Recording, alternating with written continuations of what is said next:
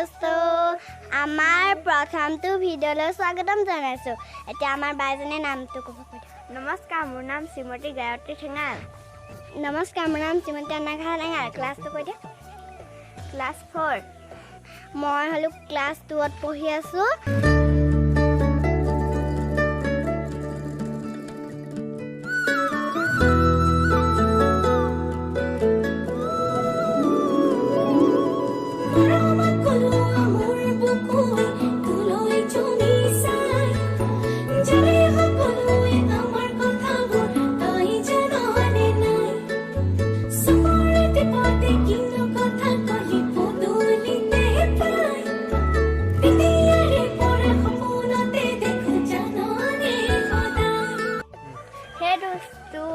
কি খবৰ আজি আমি দেওবাৰ দেখি ভিডিঅ' এটা বনাইছোঁ